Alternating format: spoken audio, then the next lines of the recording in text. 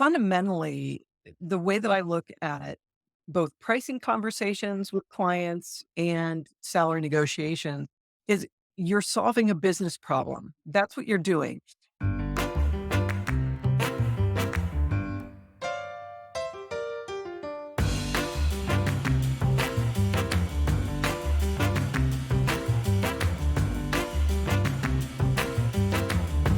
We are your work friends, two HR friends who Mhm. have no filter and are getting you through all the work shit. I'm Mel. Hey, and I'm Francesca. Today we met with Kate Dixon. Yeah. Francesca, who's Kate Dixon?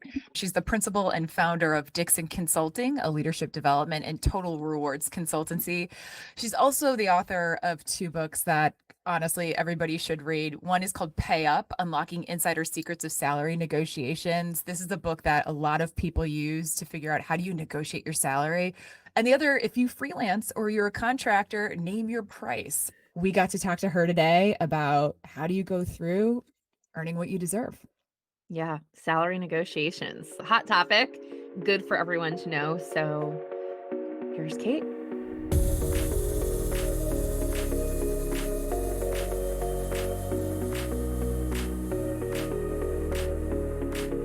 Hey, Kate. Nice to see you. Hello. Good to see you too.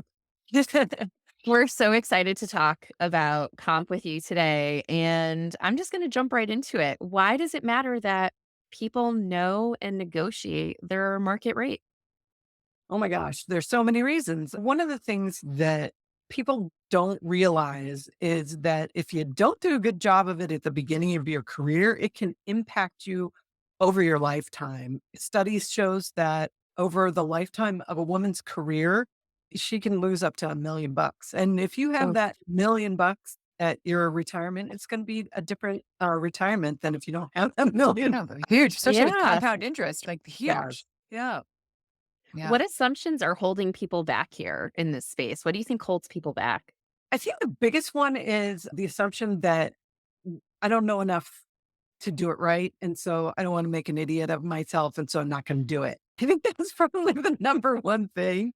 And I think that there's also this weird thing that people think about that they're going to have their offer withdrawn if they negotiate, which is not true. But Yeah. yeah, those are two big things. I believe it because I remember working in talent acquisition. I could tell the hesitation to have the conversation. And I think good recruiters will push you through that. And then you'll have some who don't. And they're like, okay, that's what you accepted. So that's a great call out.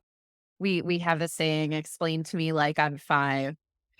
How the hell does comp work here? Like how does comp work? Walk people through how does it even work? Comp 101, right? So basically, what happens in most companies is they create a job architecture. This is a leveling kind of a thing where you might have a professional, a senior professional, you might have a manager, a senior manager, director, those kinds of things. That's what we call a job architecture. And a lot of times when we're putting together job architectures, we're also putting together functions and families. And some companies pay differently based on the function and family, some don't. I'm really trying to encourage my clients to have as few differentiators based on function as possible because we know that function is one of those artifacts of how we always have done things. There's a reason why finance and HR don't pay the same. It's because finance people used to all be dudes and HR people used to be all chicks. And so what you're seeing in those functional differences is really the impact of gender bias in pay. So anyway, I don't think that it's really worth carving out a lot of functional differences. Although I have a client in high tech that's based in the Silicon Valley, they do software stuff, and so they have a specific structure for software engineers, and then one for everybody else. So the job architecture has the different levels, it has different functions and families.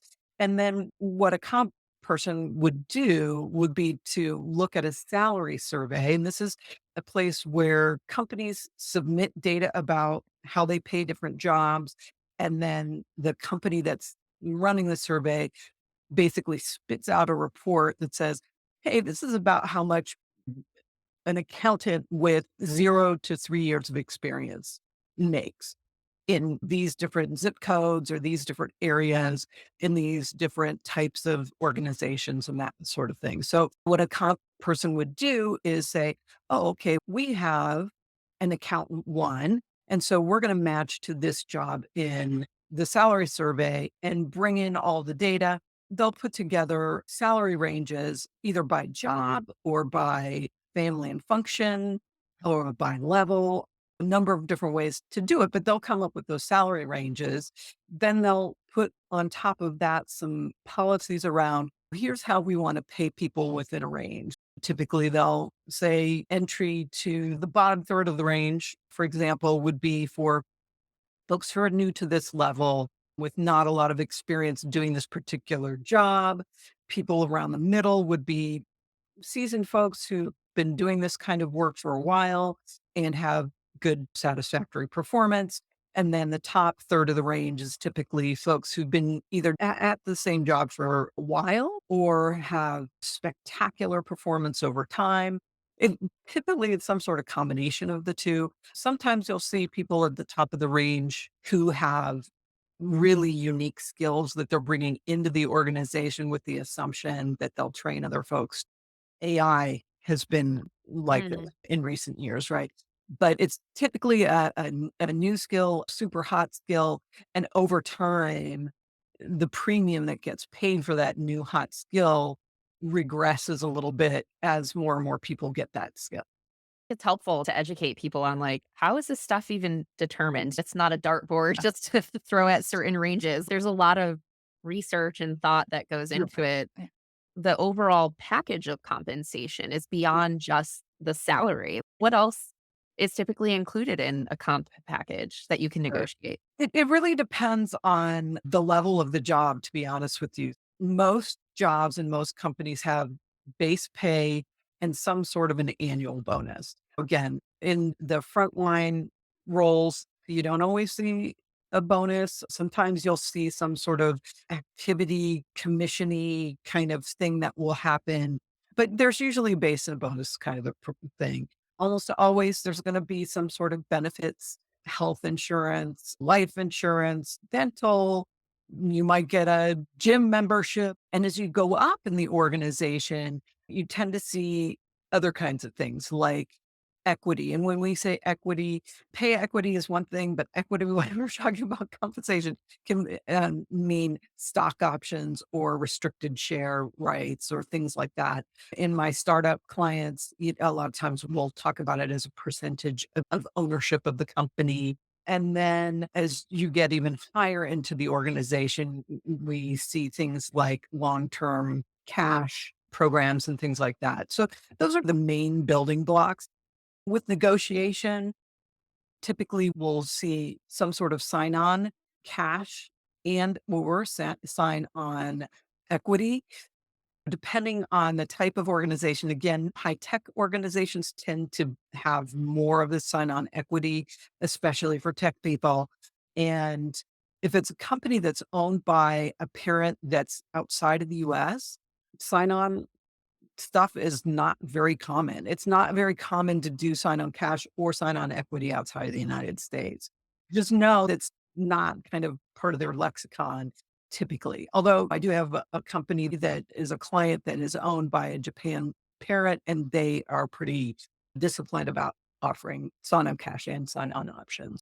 It's good to know if you're American and you expect that a sign on bonus would be something you're offered. And if they're not a US company and you're trying to negotiate that, it might be the wrong thing to negotiate because that might, Well, it might be a little harder. I've always wondered this, and I would love to ask you because you've seen it all. Do you make more money over time going into a private company or a public one that gives you the RSUs or gives you the stock options? What have you found?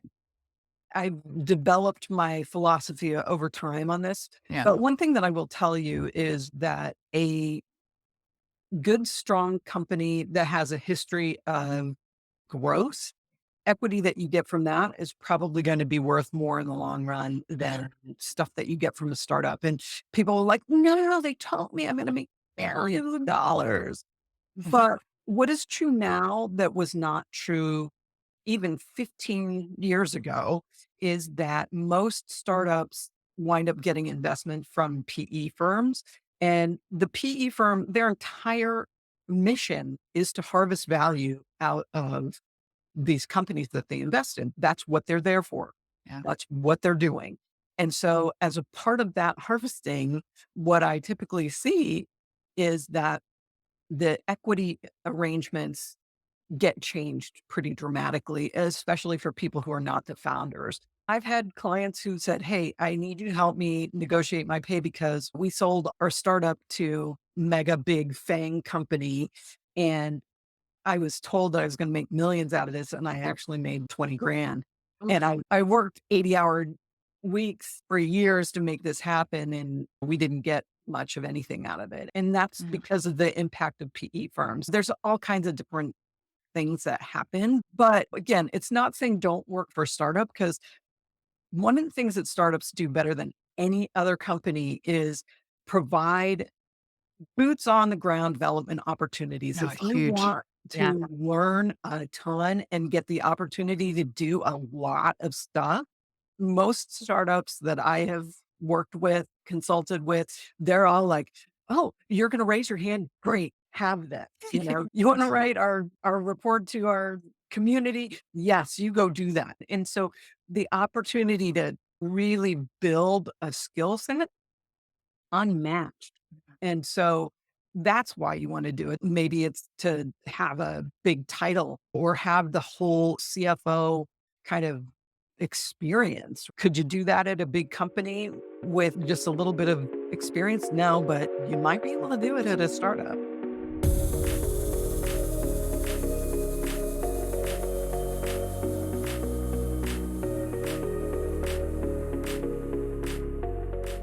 How does someone know what their market rate is? Yeah.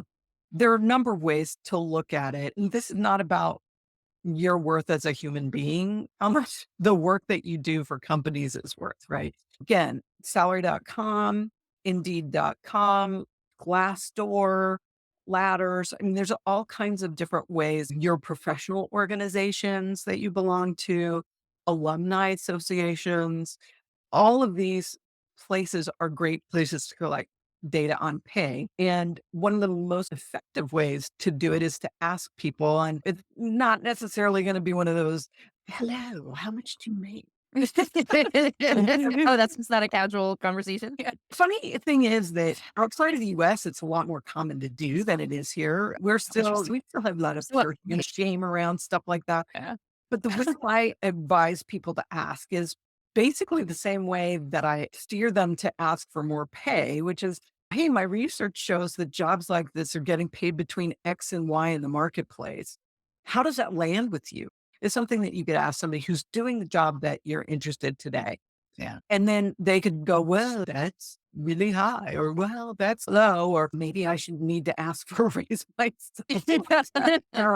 But at least that can give you some of the guardrails around what's normal for what you're looking at. Yeah. Does it differ if someone's freelancing?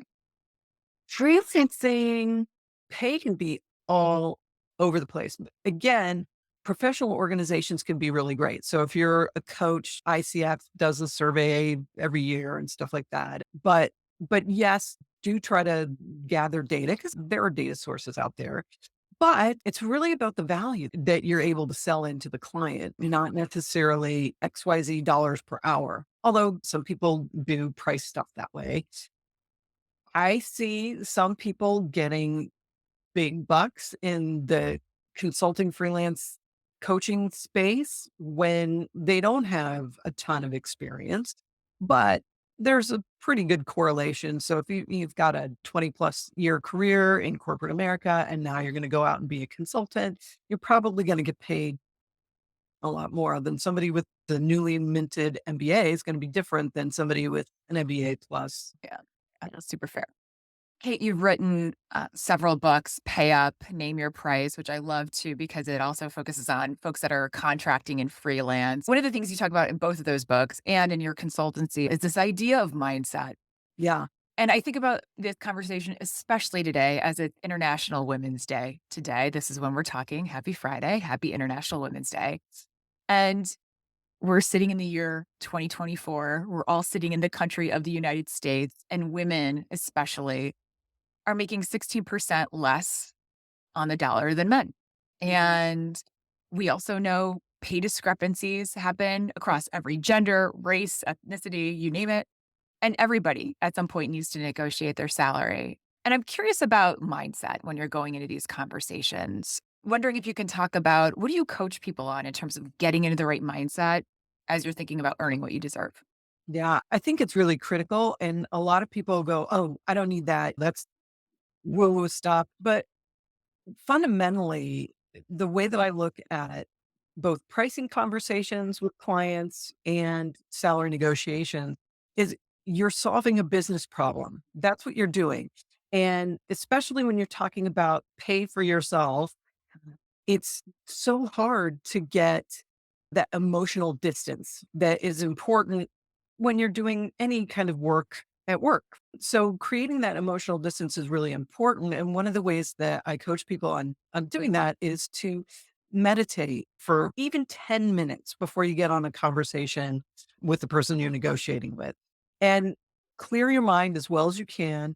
And then when you come out of that, really be intentional about how you want to show up. What do you want people to notice about you? And chances are pretty good. It's going to be like, hey, I'm a really valuable person. I bring valuable skills. I'm on it. I'm on my game. I'm cool. I'm great. Those are things that you want people to notice about you. And if you can clear your mind of some of the assumptions about yourself and maybe the other person you're negotiating with before you get on that call, you're going to do a lot better. Yeah. The energy you show up with will be different Yeah. and more attractive, quite honestly. Yeah. Yeah. Yeah. I get it. One of the things I think about too is that you have the right to ask for something. Yes. And I've talked to so many people where it's like, I can't ask for that. What if they pull off the table? What if they say no? What if? Do you find that people are afraid to even broach the possibility that they deserve more or that they Yeah. deserve what they're looking for? Yeah. And there's some people who just think to themselves, the person I'm talking with knows more about what I'm worth than I know what I'm worth. And what the person that you'll negotiate with does have more knowledge of is what's going on inside the company. And fair, right? They should. But you may have a different take on what your value is in the marketplace. This idea of, are we worth it? I don't know. And I don't feel like I can ask. This is really deep seated socialization that's happened, particularly with women, particularly with people of color around money stuff. You should be grateful just to have an offer. No, that's not the full story. Yeah, I should be grateful for my offer. They're making you an offer because they see that you have value. Yeah. And one of the things that I coach my clients on too is that sometimes the client company places a different value on the work that's being done than you do. And so in that kind of a case, it may not be a match. When you think about a marketing person, where are they going to be most highly valued? I'm going to just tell you, I worked at Nike. It's going to be a place like Nike. Yeah. They put a premium on that, right? They're Yeah. known for it. Yeah. And if you're a marketing person, you want to go to Nike. And if you're a tech person, you're going to want to go to Intel. And I've worked for both of these companies. And I can tell you that a tech person in Intel is likely going to be more highly valued because the work is more highly valued and more tied to their line function, their intellectual property, than it is in a company like Nike. Again, if you're a marketing person and you're talking to Intel, and Intel has great marketing people, don't get me wrong. But if you're really thinking about a premium package, because you're a premium talent, working for a high tech company may not be the right match for you.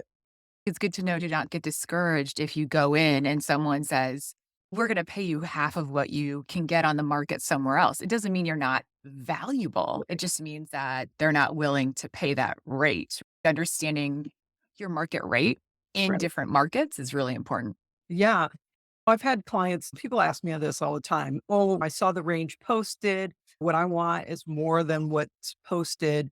Generally, they're not going to go above the range. But if you really feel like, wow, this is a great match, and perhaps the potential employer may not be as connected to the marketplace as you are, it's okay to go in and say, hey, I really feel like this is a great match for me.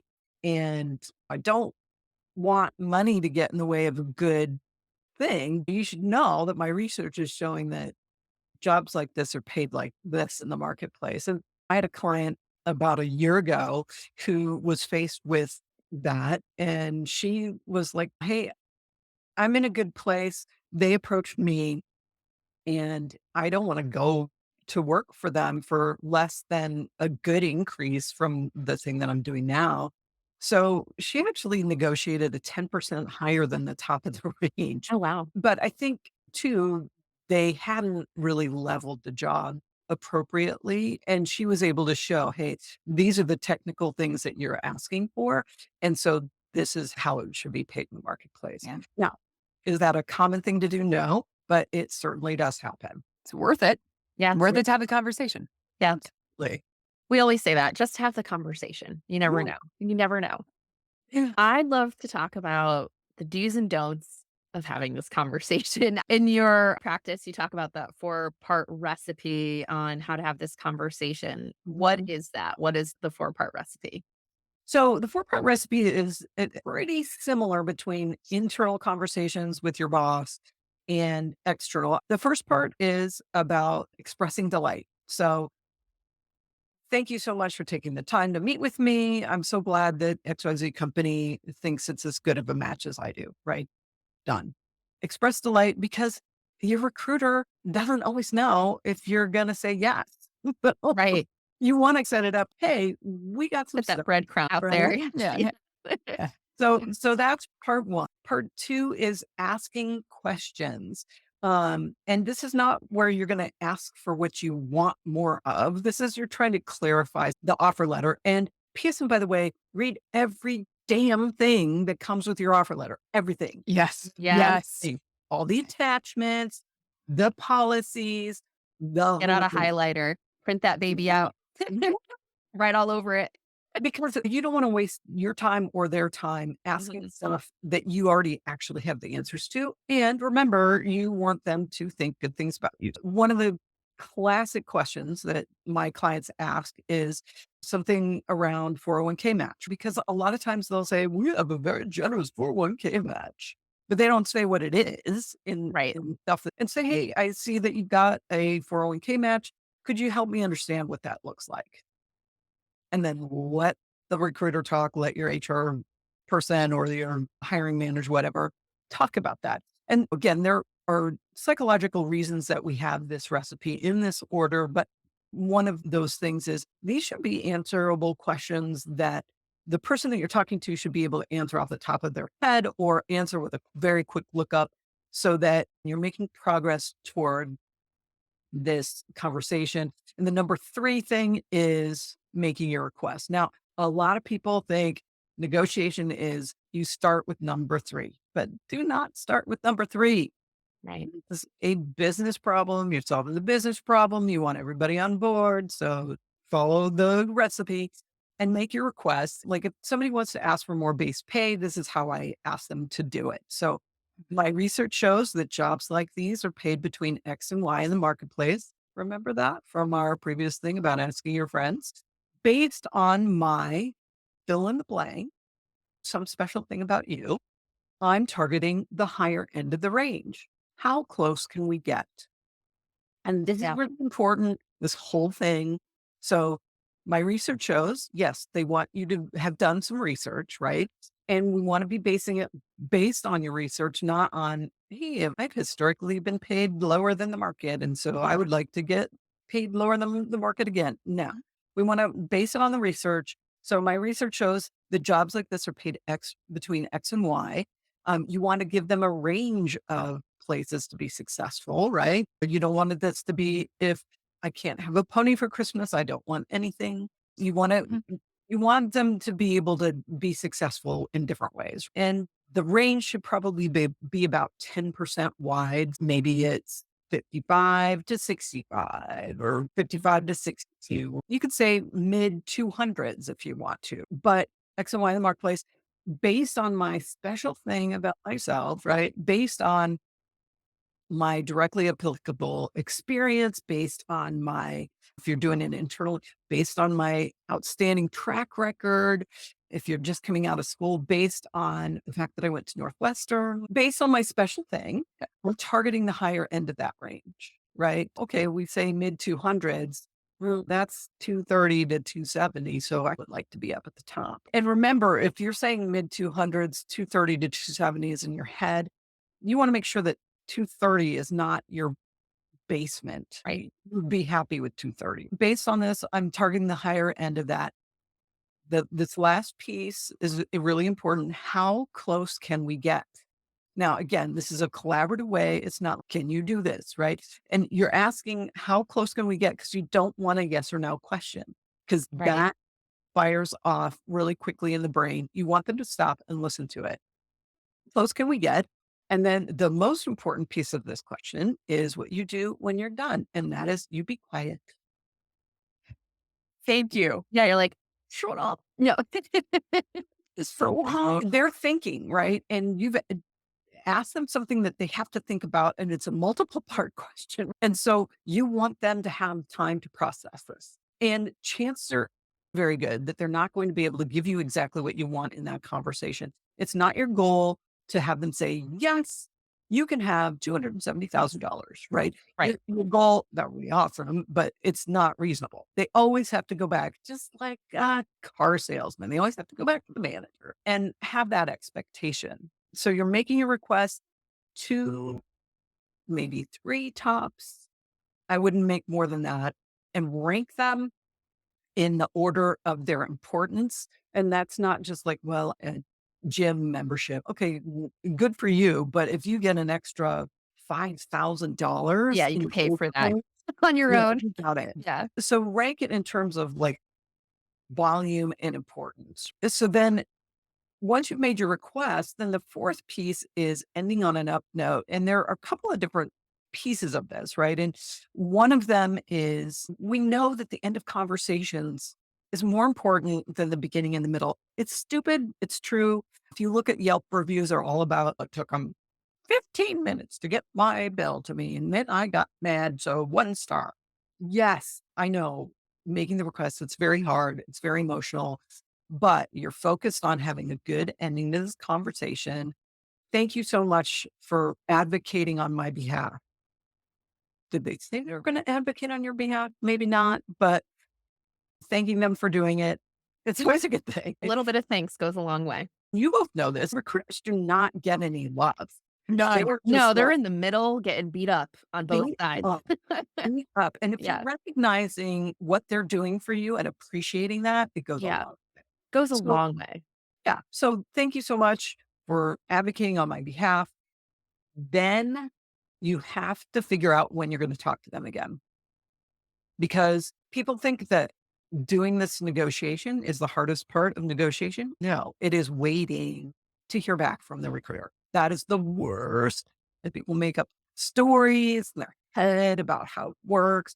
And you can take the lead on this, right? So when would be good for us to talk again? And some recruiters are going to be great and they're going to say, oh, yeah, let's talk again on Thursday. But if they don't say that, when would be a good time for us to talk? Sounds like you've got some background stuff that needs to happen. I want to make sure that you have enough time to do that. What about next Wednesday? Does that sound like a good time for us to connect? Sure, I guess we could.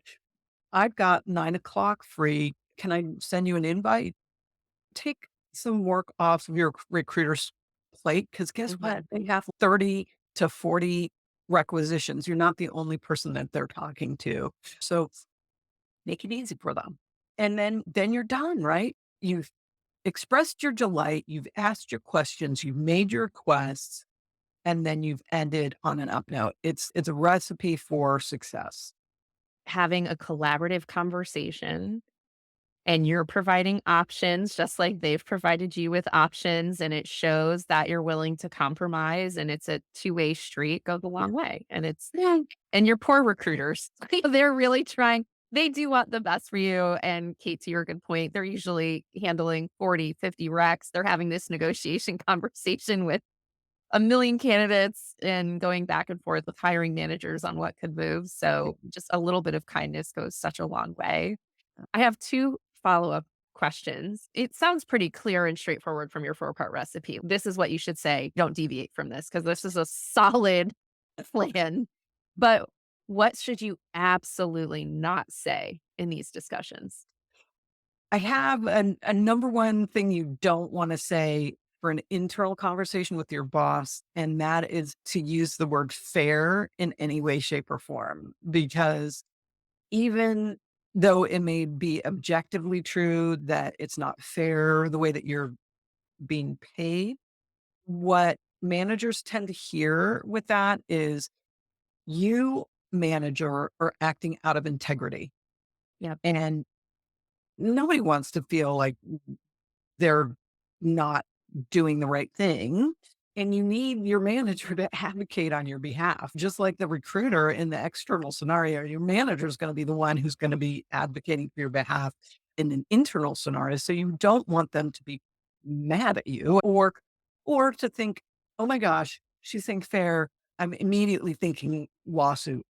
And we're going to batten down the hatches and not talk about anything. That's not what this is about. So if you're really focusing on the external market and not, oh my gosh, my friend Mel is making 20,000 more than me and that is not fair. No, my research shows that jobs like these are being paid between X and Y in the marketplace based on my super awesome thing. I'm targeting the higher end of that range. How close can we get? That's a perfect, legit conversation to have with your boss.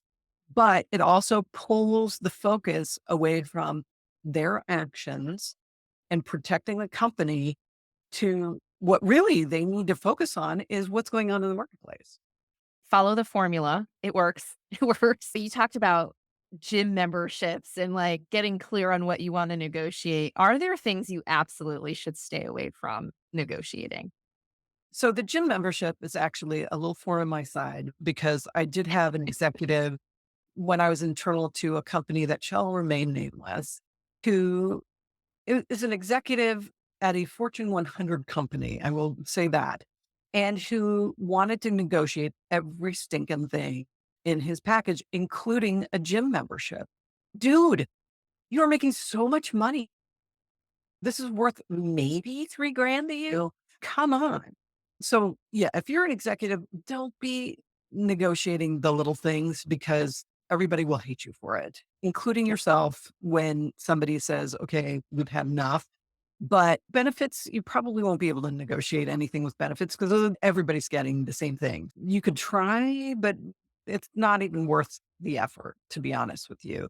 What else do you not want to negotiate?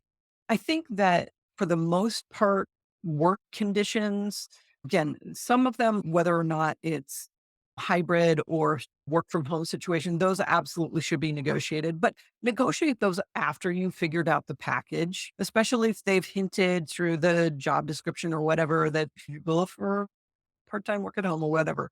Don't be negotiating work conditions before you do your other stuff. What have you all seen that you I found quite egregious? There was an executive, he had come from a very large technology company, was going to a smaller technology company that didn't have free food everywhere and asked for $10,000 a year for lunch stipend. And it was like, bro, you're making like $20 million a year. You could do it. You don't need the $10,000 lunch stipend. Right. Run for the border like all of us. You know what I'm saying? Yeah. So Get real. It sounds like, Kate, people should be realistic. Focus on your base. Read the Focus room. on, yeah, focus on the right stuff. One thing that's come up for us recently, and it would be fun to go down a rabbit hole to see what people have negotiated. You must have some examples, Kate, of like weird stuff you've seen get negotiated and included. One of the things Francesca and I were talking about recently with all of the layoffs was, can you negotiate your severance up front? Is that something you can negotiate as part of your starting package? If I'm to be laid off within the first year or within the first 2 years, I'm given this package, an agreed upon package. Is that something you can negotiate? It depends on your level in the organization, to be Mhm. perfectly frank with you. And, when I'm working with C-suite folks, even in smaller organizations, that is always part of the conversation that we have. But typically below, I would say a VP level, I haven't seen that because below the VP level, there's usually some sort of a policy that's in place. And even at the VP level, a lot of times there is too, but it is more common to negotiate it as part of your employment agreement if you have one, and those typically don't start until kind of VP level. Right. But the same thing goes with relocation. If you're doing a relocation package, a lot of times there's some flexibility, but not a lot because with larger companies, they typically tier it based on the level of job that you're at. Again, another reason to do away with levels, in my opinion. But until then, one of the crazy things I've seen, I know somebody who had two Great Danes who could not fly because they you know, You could put them under the belly Yeah. of the plane. Yeah. Yeah. Yeah. Yeah. they're as big as the plane, so you can't but that person was able to negotiate renting a van. They use that as part of their Seems moving fair. expenses, right? It seems fair. You want your pets, your loved ones. What do you do if you've done the research? Mhm. You've done the 4-part recipe. You've shared the research and they come back and say, that's anecdotal information." It depends. One of the things that I advise people to do too before they even get to negotiate is figure out what your bottom line is. And so sometimes the bottom line, the offer is already in there, and so it's okay. And if you can't negotiate anything, that's not necessarily a loss. But again, think about how the company is treating you through this process. If somebody told me that my research was anecdotal, I'd be a little pissed Yeah, "Do off. I wanna work here?" But if they're saying, "Hey, that's not consistent with what we're seeing in our salary surveys," and you don't know all the stuff that's behind what they're putting Right, in, and they may be wrong in your opinion, and you're not going to be able to come to an agreement, and that's okay. right. Because if they don't value the work the way that you want to be paid, you feel like you should be paid, then again, it's not that it's a bad call by the company or bad call by you. It's just not a match.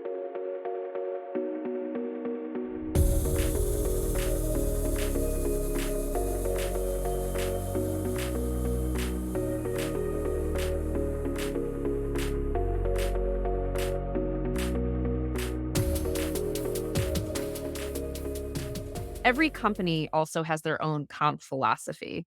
Mhm. So, who's doing comp right?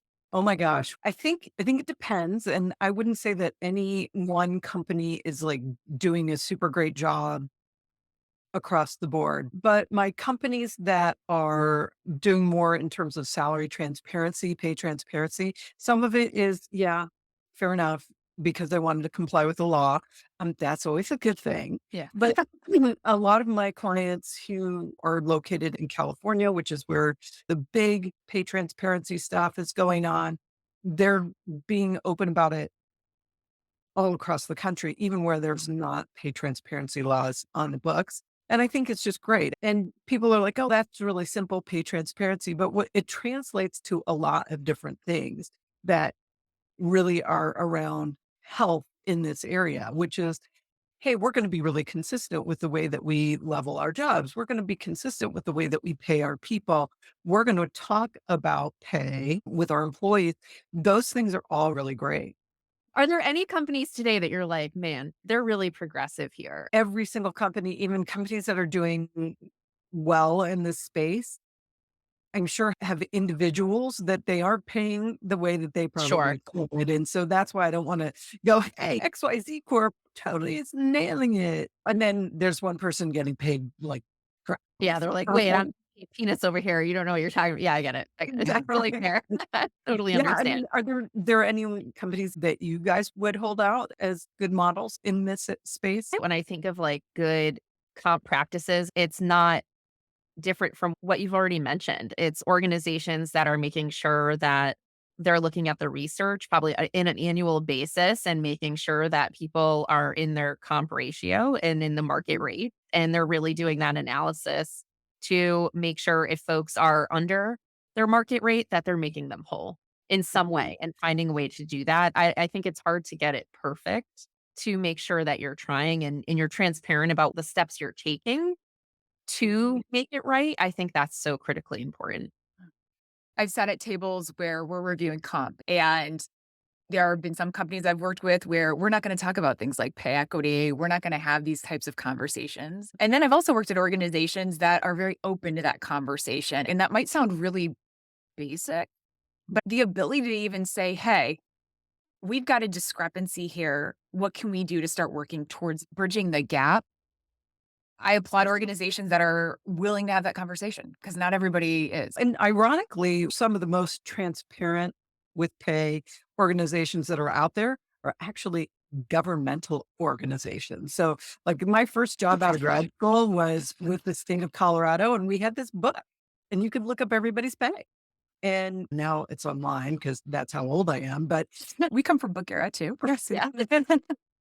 That's the way things work. It's everybody knows what everybody gets paid. There's really a lot of openness about that. And people make it their business to know why things are the way they are. It's a really good model. And people don't typically go, oh, yeah, the government, that's where I want to go for my cutting edge HR policies. But they've been doing it and doing it well for years and years. So Yeah. The best learning and development organization is the military. So they get 100%. things right. They do get things right. Yeah. Yeah. I love it.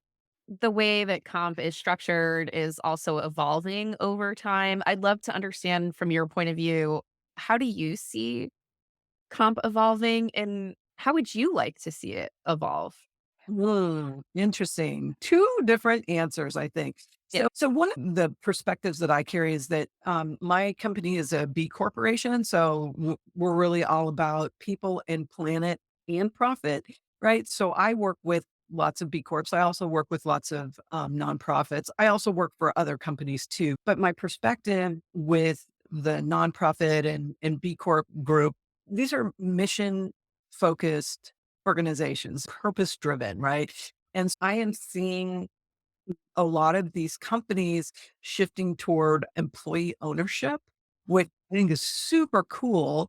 And there are more and more tools available for organizations that want to go this route than there have been before. It used to be a very daunting process. And I'm not going to say it's easy now, but again, tons more resources, a lot more specialists consulting in that area. So that's one thing that I'm seeing evolve for purpose driven companies. And it's pretty cool. And it also requires a completely different leadership model, right? If you've got employees who are owning the company, they want to know the stuff, right? Mhm. It's like taking pay transparency to the next level, right? It's not just pay transparency, it's P&L Right. transparency. And I think that's great. I think it's awesome.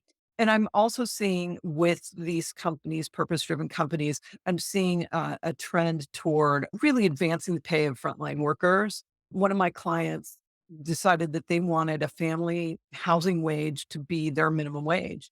They pay over 2x what the market rate is for those jobs. That's amazing. And I think it's terrific and appropriate, and our minimum wage has lagged from a federal perspective, even our state perspective. I'm in Oregon, and yeah, it's much, much higher than the federal, but I don't think it's kept pace, especially with when you look at how our executive pay has shifted over time. Yeah. So I'm digging those things, and those are things that I would want to see every company shift toward. Another thing that I'm thinking about is how have the systems of bias and oppression contributed to our pay programs. So I think about anti-oppressive pay a lot. And what can we do to move away from that? One of the things that I try to work with my clients on is removing individual performance as a factor that's going to determine pay. Do you want to still keep track of what people are doing and how they're doing it? Absolutely, that's fine. But we know that it's biased the way that we look at performance. Performance standards for women are substantially narrower than those for men.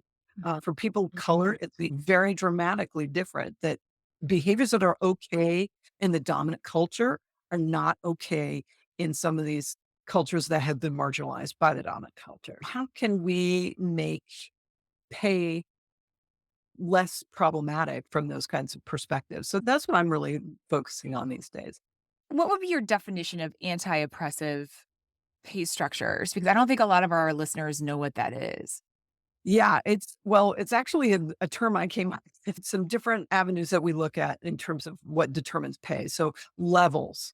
So the more levels that you have, the more likely it is going to impact people who've been marginalized by the systems, because at every inflection point where you're moving from one level to another, you have this kind of this filtration system that's built in, this social system that's built in, and women, people of color, differently abled folks, LGBTQIA plus folks, they find it harder to get to that next level. And I think that's honestly, that's going to be the last one to fall because we think, of course, CEOs should make more than frontline workers, but pay is a social construct. We made it up. It's Mhm. not like there's a law about that, right? Yeah, you could um, be revolutionary and change it and blow right. it up. Yeah, And I sit on a group with a woman who's a CEO of a B Corp who pays everyone in her entire organization the same, including herself. that's That's where to go. Yeah. 100% anti-oppressive, right? Mhm. Because everybody gets it, right? So levels are one, functions are another one. We talked about that a little bit ago. Individual performance as a determiner of pay, that is huge. And that's probably the number one thing that I'm trying to communicate with my clients is, hey, what the government does a great job here. They have stuff. And I get a lot of pushback, but what about performance? Because that we have to make sure our shining stars get more. Okay, there's a myth around individual performance in my mind because no person's an island. If you've got somebody who's doing really terrific work, chances are they've got a really terrific team that's surrounding them. And the big archetype of this is the sales dude, right? And Yes. sells a trillion, jillion widgets, and it's like this rugged individualist thing. And it's a myth, right? It's not a real true thing because they've got somebody who's vetting all the leads for them. They've got somebody who's arranging their travel. They've got really great products behind them. All of these things are conspiring to help this salesperson be excellent. And Right. it's not that they don't have any value and they may be fantastic at creating the kind of relationships that lead to long-term success. So I don't want to take away from that. Should we be paying that person 3x what other people get? I don't know. I don't think so. Probably not. Yeah, it makes sense because to your good point, they're not an island. They have a whole team of people setting them up for success. So although they help close the deal at the end, it's all of the steps that led up to that though that really help play into it. So everyone has an equal role in that success. I Yeah. really like that concept. And there are a couple of other factors too around anti-oppressive pay, things like making sure that people have access. Like right now, we talked earlier about the things that are different as you go up the scale, and having only executives being able to participate in equity programs or long-term incentive programs. I think that's silly because people who are on the front line are doing things that are going to impact the long-term success of the company. And LTI tends to be one of the big wealth building vehicles for people. And if you just say, okay, 90% of our population doesn't even have access to that, so go away, Yeah. that's not great. And when I worked at Intel, they gave every single person stock options, and they don't do it anymore that way. But it created this completely different mindset for people who are on the manufacturing floor that was tremendous and very good for the business. I'd love to see LTI if you're going to use it everywhere. Walmart started to do that in terms of options to make their store managers owners in the company.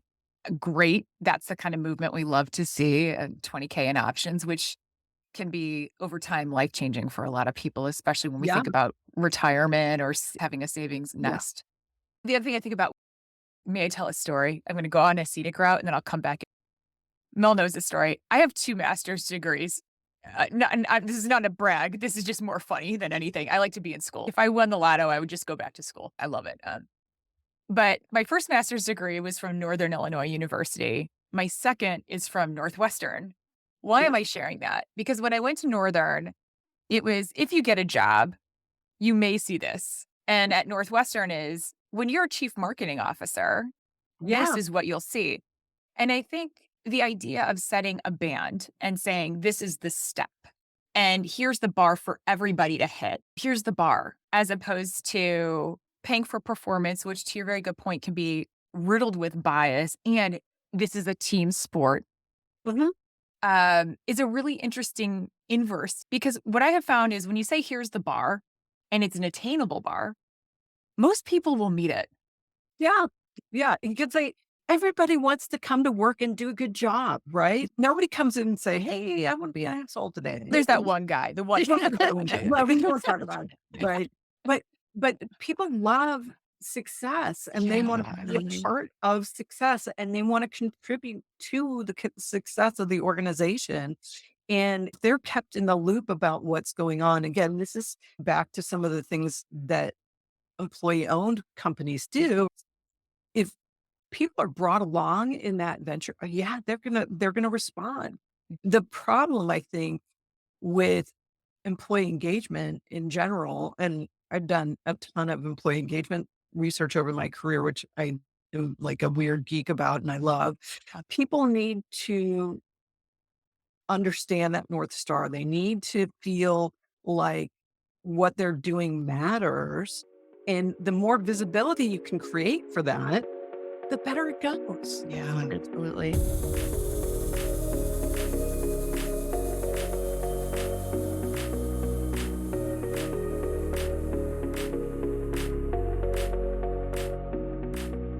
So, Kate, we have something we like to do with all our guests called Rapid Round, where I'm going to give you a few questions. What's something that everyone should write into their offer letter? I don't know because I work with people at all different levels of the Yeah. organization. So, what's really appropriate for my executive clients, probably not the same as for my recent college grad. Like, even our recent college grads, I would advise them to ask for a sign on bonus. And if you don't know what to ask for, 10% of your starting salary, your base pay. I like that 10% number. Maybe not the use of the company jet if you're just starting off. I got it. All right. What's the biggest mistake people make in negotiations?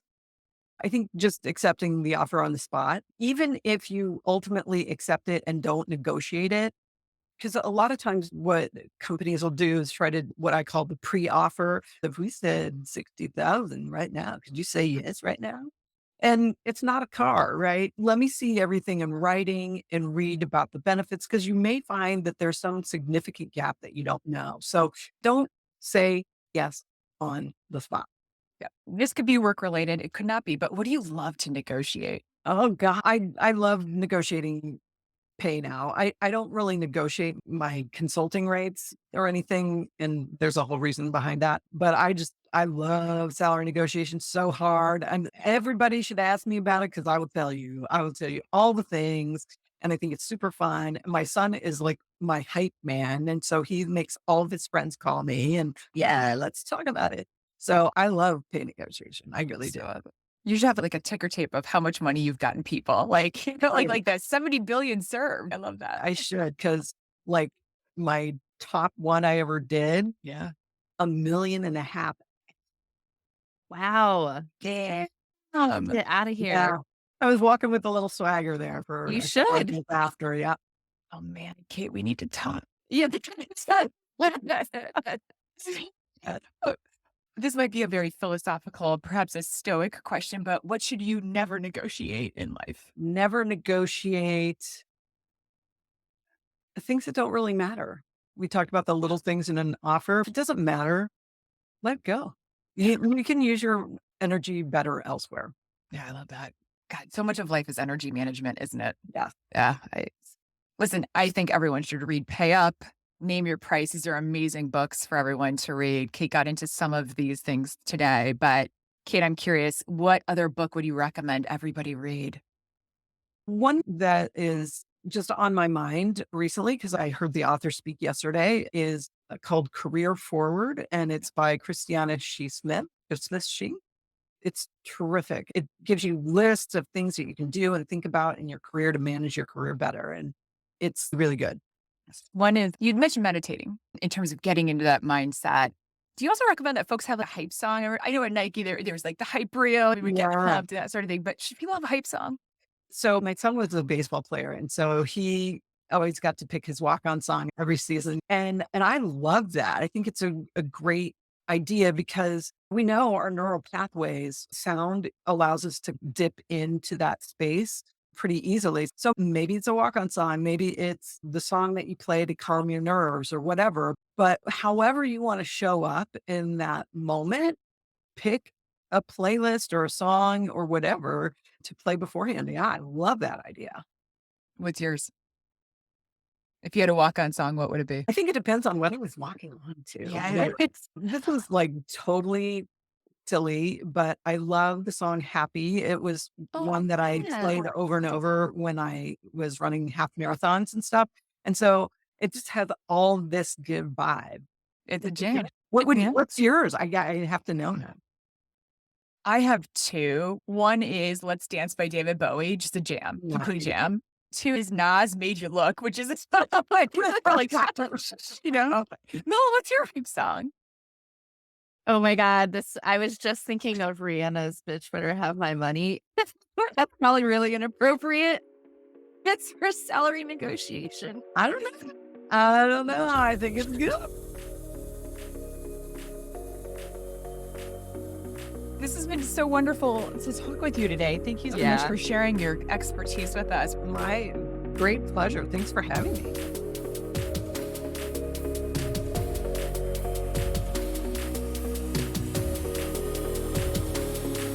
Thanks so much for joining us today. You can subscribe wherever you listen to podcasts.